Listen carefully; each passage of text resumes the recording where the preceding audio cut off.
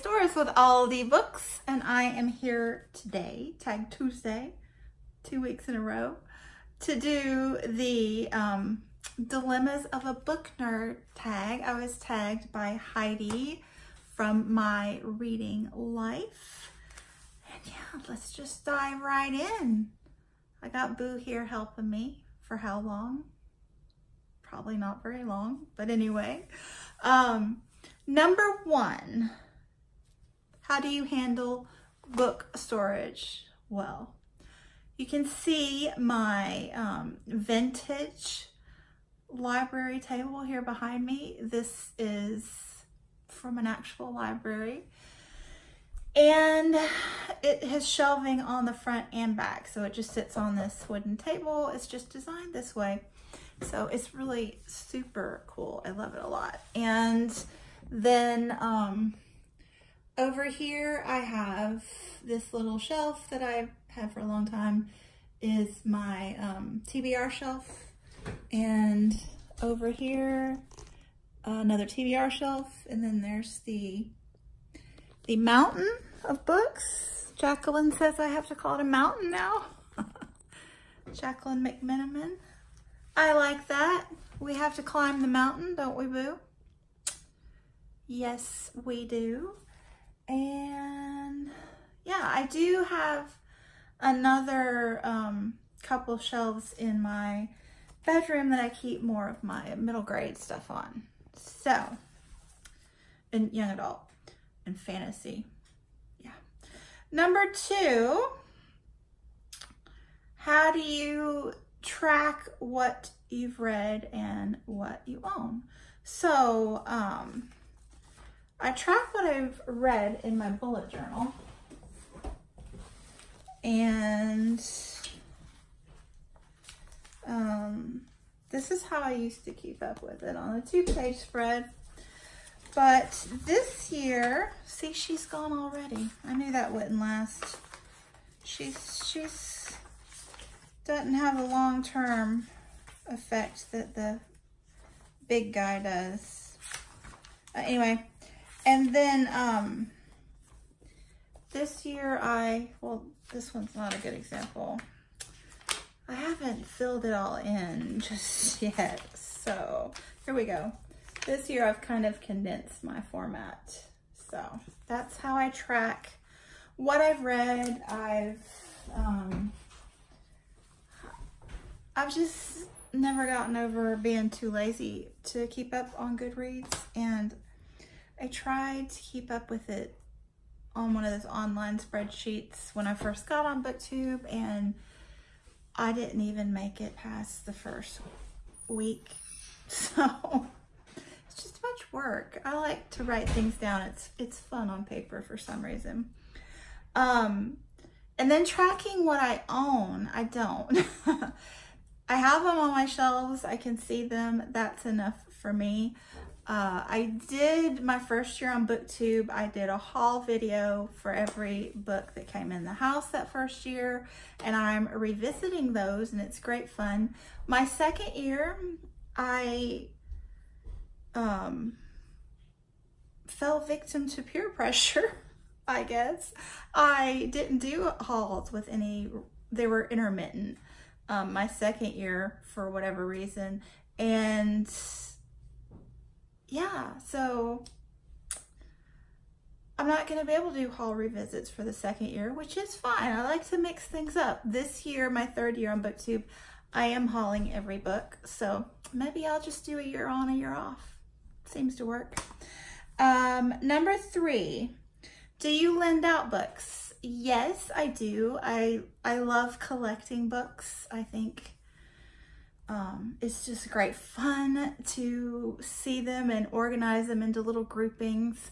But I don't think they're all that precious. So, like, I have a coworker who teaches junior English, and she and I have been exchanging books this past year. It's been great fun.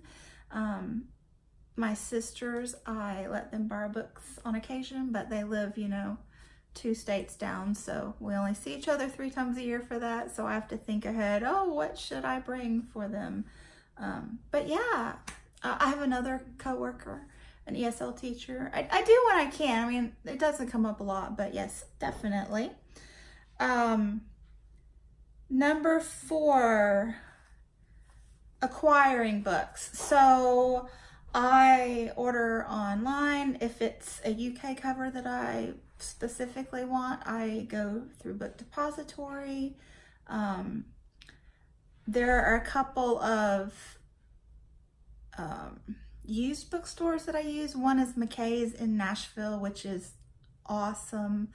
The books are a little bit pricier, but there's more of a selection, and I get good credit from some of the books I turn in there.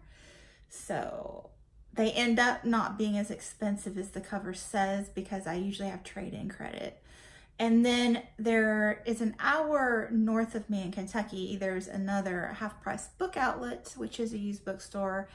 And I go there 2 or 3 times a year. They have a, I have a good friend that lives up there that I visit too, but they have a fill-a-bag sale and then twice a year. And then they have everything's $1 sale twice a year. So those are really fun. I went to quite a few library sales my first year. I didn't go to any this past year, I don't think, but I might do that again this fall. And I check in at Goodwill, which is the big charity shop here in the States. On occasion, that's fun to check their shelves. So yeah, there you go. Number 5.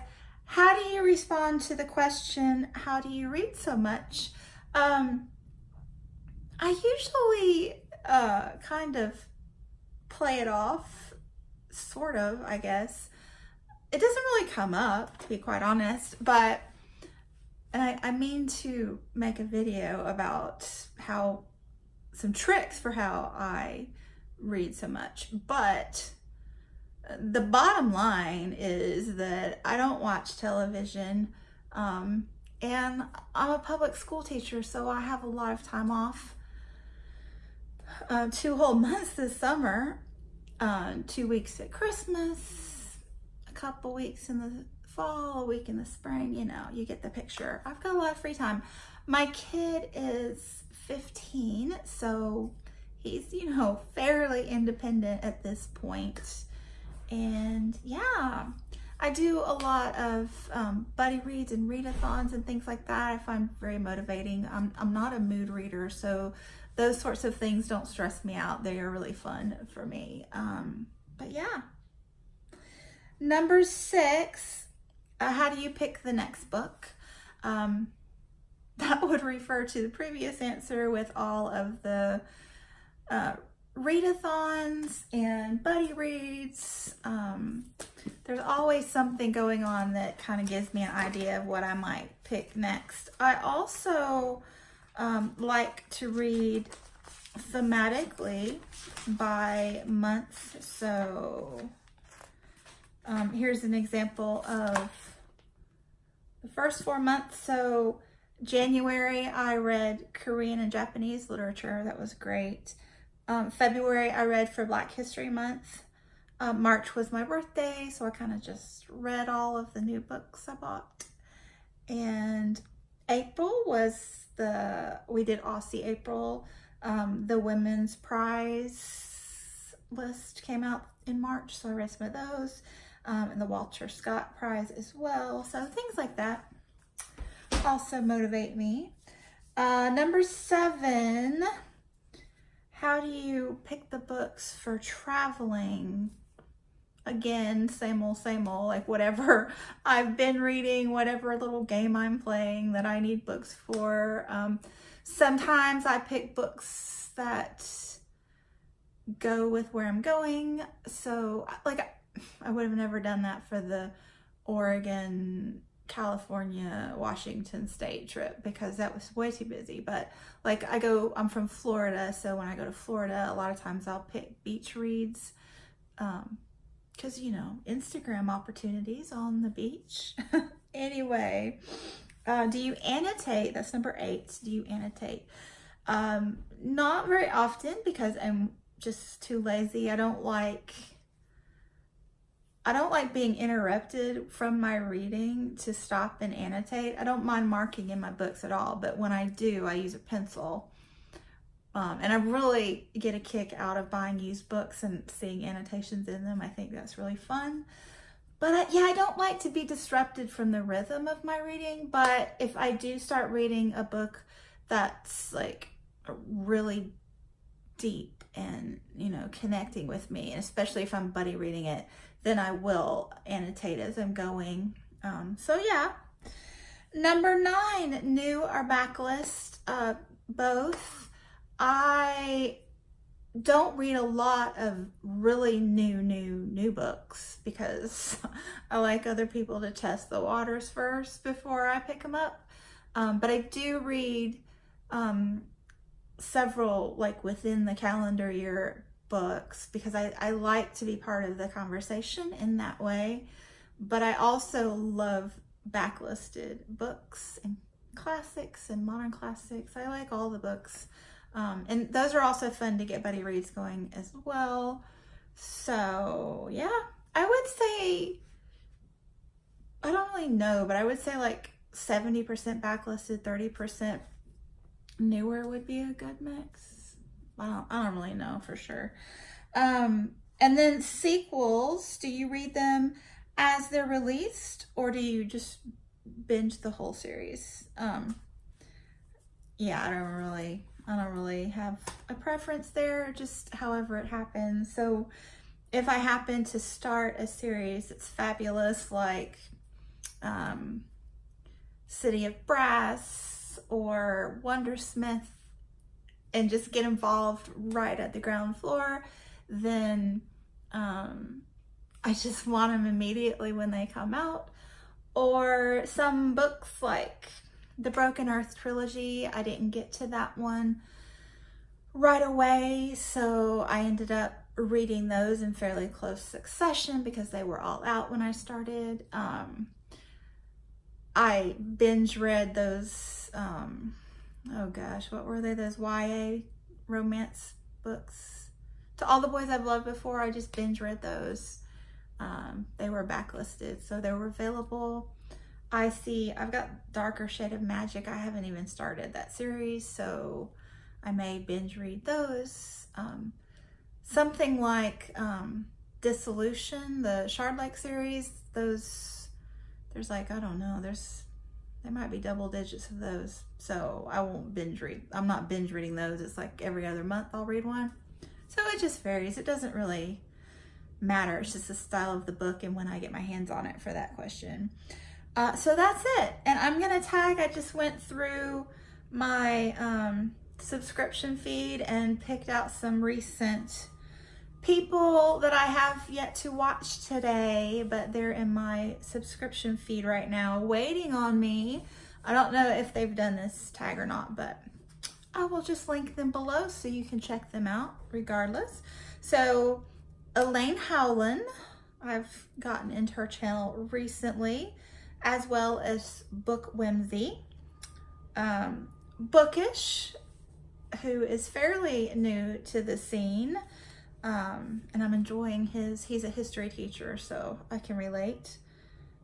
The Bookish Land, love her, and Mel from Mel's Bookland Adventure. So if they haven't done the tag yet, you're tagged, and I will link them below so you can all check them out. So thanks so much for watching, and I will chat with you soon. Bye.